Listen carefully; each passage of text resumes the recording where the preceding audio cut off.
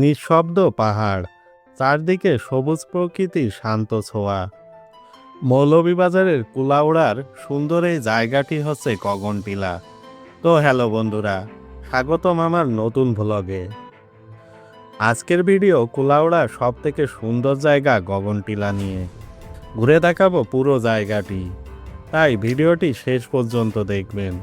তো চলুন মূল ভিডিও শুরু করা যাক।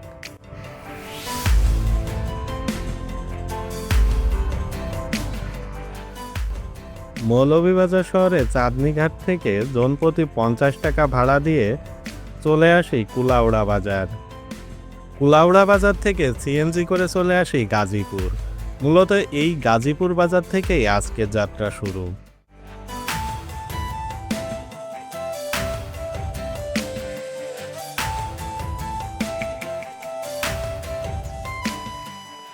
তো দর্শক, কুলাউড়া থেকে আসলাম হচ্ছে গাজীপুর, আর এই রোডে ভাড়া লেগেছে জনপ্রতি 15 টাকা করে।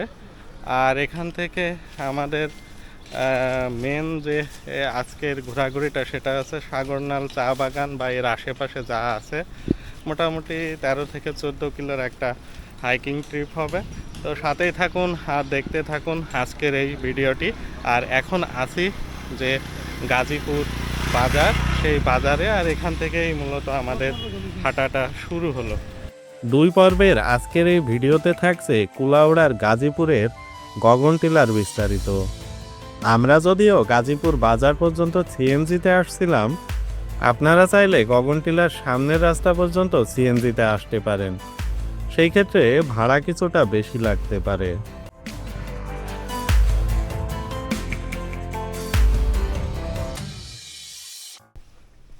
তো গাজীপুরের যে চা বাগানটা, এটা গাজীপুর বাজারের সাথেই রয়েছে।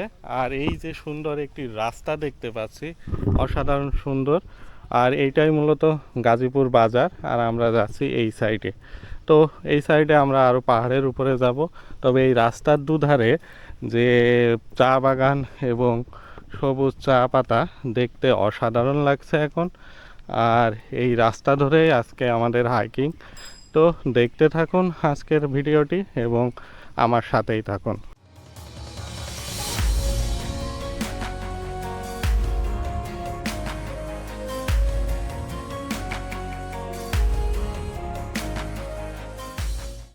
তো দর্শক, এখন আছি গাজীপুর যে বাজার, বাজার থেকে বেশ কিছুটা ভিতরে।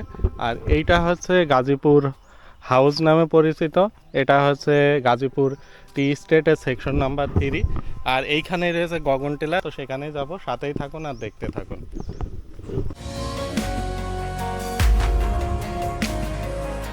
গেটম্যানের কাছে অনুমতি নিয়ে আমরা টিলার উপরে উঠতে শুরু করি।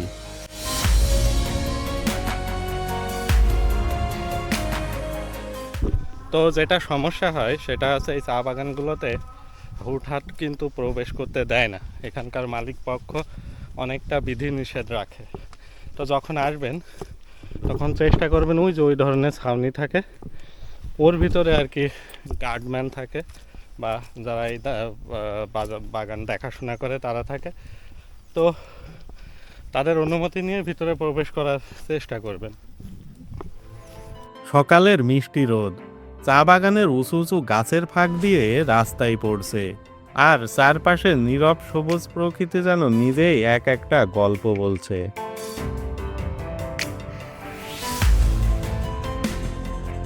দীর্ঘ নিঃশ্বাস, ক্লান্তিও আছে বটে, কিন্তু চারপাশের এই সবুজ পাহাড় যেন সব কষ্ট ভুলিয়ে দিচ্ছিল।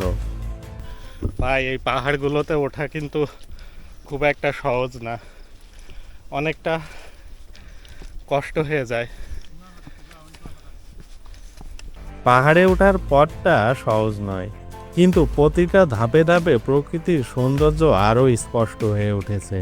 গগনটিলার ভিতরে এক পাশে দেখুন কত নিচু খাদ, আর ওই পাশে ঠিক একটা ছড়া চলে গেছে।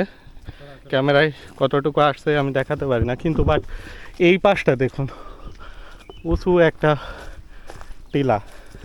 তো এরই ভিতর দিয়ে আমাদের যাত্রাপথ গগনটিলার সর্বোচ্চ উচ্চতা এই কুলাউড়ার গাজীপুর চা বাগানের ভিতরে অবস্থিত।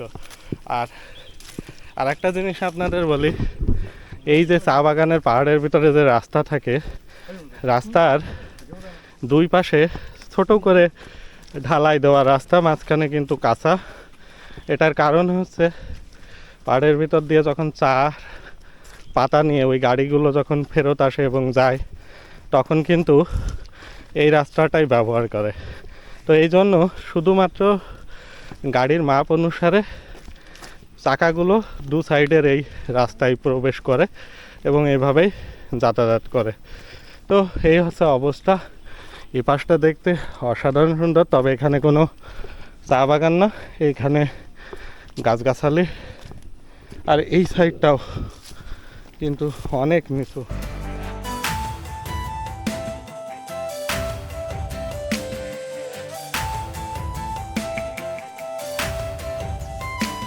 দর্শক, আমরা আছি এখন গাজীপুর চা বাগানের উপরে। আর এখান থেকে পুরো চা বাগানটা যেন সুন্দরভাবে দেখা যায়। এক কথায় চোখের শান্তি আর মনেরও শান্তি। আর এখান থেকে আমরা ওই যে উপরে একটা টাওয়ার দেখছি, ওইখানে যাব। তো সাথেই থাকুন। আর এই পাশে রয়েছে ব্রিটিশ আমলের বাংলোটাই যদি অনুমতি পাই সেটাও আপনাদের দেখানোর চেষ্টা করব। তো মোটামুটি এই অবস্থা। আর আরেকটা জিনিস দেখুন দর্শক, এইখানে কিন্তু ভাঙন হয়েছে। পাহাড় ধসের কারণে এই রাস্তাটা কিন্তু ভেঙে অনেকটা নিচে চলে গেছে, যেহেতু গভীর খাদ। তো এইখানে হয়তো এখানকার কর্তৃপক্ষ এখানে এই পলিথিন দিয়ে টিয়ে মোটামুটি একটা পরিবেশ তৈরি করেছে যাতে এটা না ভেঙে যায়। আর এর সাথেই রয়েছে রাস্তা। তো মোটামুটি আমাদের একটু কষ্টই হয়ে গেল। তো সাথেই থাকুন, আরও দেখাতে থাকি আপনাদের। যে পথে হেঁটে চলেছি এই পথেই রয়েছে গগনটিলার সর্বোচ্চ চূড়া, যার উচ্চতা আনুমানিক 960 ফুটের মতো। তো বন্ধুরা, এটাই হচ্ছে কুলাউড়ার সব থেকে উঁচু পাহাড়। এটা হচ্ছে গাজীপুর চা বাগানের ভিতর অবস্থিত। আর এটা হচ্ছে গগনটিলা নামে পরিচিত। সব পাহাড়ে ওঠার ক্ষেত্রে অনেক পরিমাণে এনার্জি লস হয়, যার কারণে যে বিষয়টা হয় অনেকটা ক্লান্ত হয়ে যায় সবার জন্যই পাহাড়গুলো ওঠা না আসলে। আর আমরা কিন্তু ওই রাস্তায় ছিলাম, একটু আগে আপনাদের দেখিয়েছি। ওই রাস্তাটা কিন্তু এখান থেকে দেখতে একদম ছোট পিঁপড়ার মতো মনে হচ্ছে। আর এই যে পাহাড়ি রাস্তা ধরে আমরা যাচ্ছি, ওই যে উপরে ওই সাইডে যে একটা যাত্রী ছাউনি দেখতে পাচ্ছি, আসলে যাত্রী না, চা বাগানের কর্মীরা যখন রেস্ট নেয় ওইগুলোর নিচেই রেস্ট নেয়। আর ওখানেই আমরা যাচ্ছি। এ পাশে উঁচু পাহাড়, তার মাঝে খাদ, আর ঠিক এই সাইডেও কিন্তু খাদ।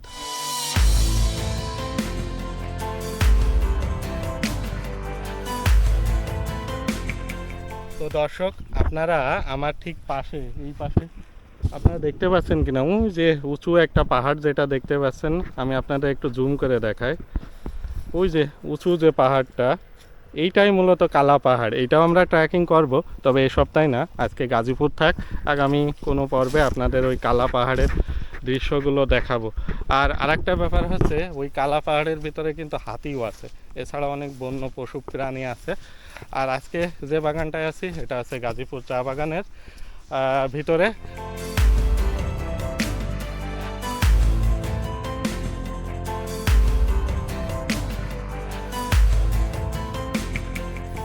আর আমরা ওই সাইডে, ওই যে ওইখানে ছিলাম, আর এখন আমরা যাচ্ছি ওই যে ওই ছাউনিতে।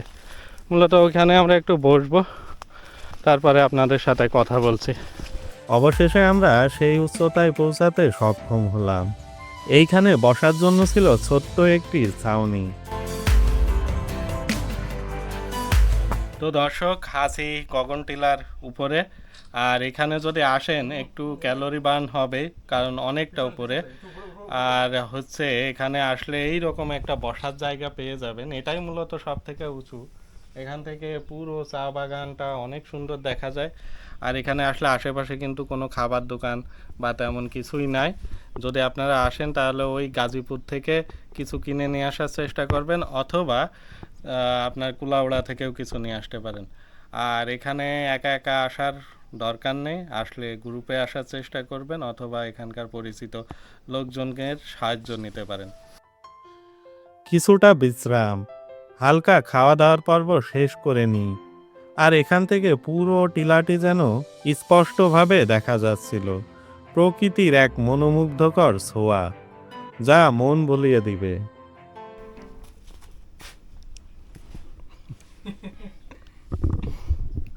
তো মোটামুটি আমাদের এই কলা খেয়ে আজকের দিন পার করা লাগবে, যেহেতু কলায় অনেক পরিমাণ শক্তি আছে। আর কলা খেলে মূলত পাহাড়ে ওঠাটা অনেকটা সহজ হয়। এছাড়াও শুকনো যেমন খেজুর আছে, এটাও নিয়ে আসতে পারেন সাথে করে, এটাও অনেকটা ক্যালোরি দেয় আপনার।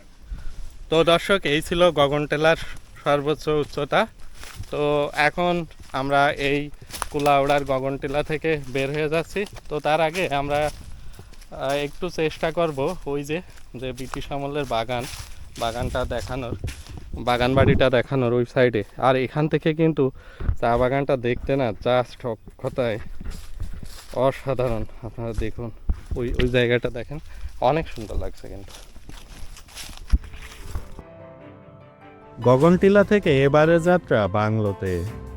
স্থানীয়ভাবে এই টিলা পাম টিলা নামেও বেশ পরিচিত, কারণ এর আশেপাশে রয়েছে বিশাল বিশাল পাম গাছ।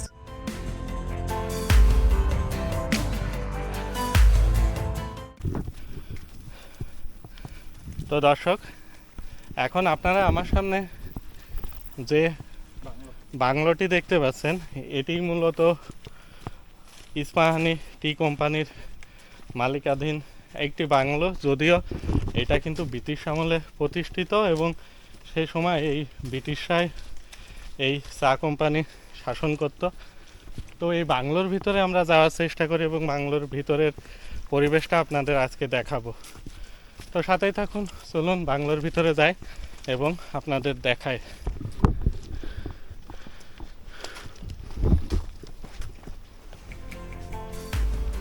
ব্রিটিশ আমলের অবকাঠামো হলেও বাংলোটি বর্তমানে ইস্পাহানি কোম্পানির অধীনে। সকল ধরনের আধুনিক সুবিধা সহ পাহাড়ের উপর বাংলোটি সত্যিই অসাধারণ।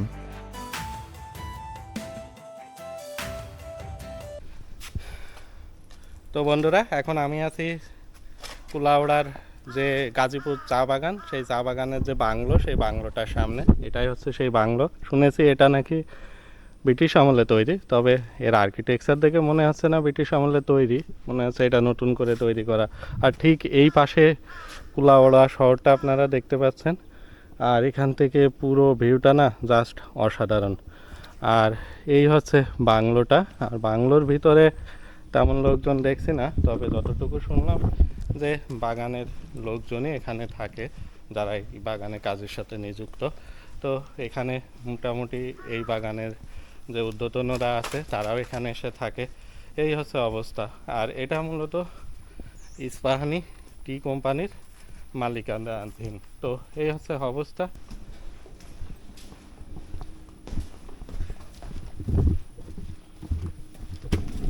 বাংলোর ভিতরে তেমন কিছু নেই, এখানে যখন লোকজন আসে তারাই থাকে।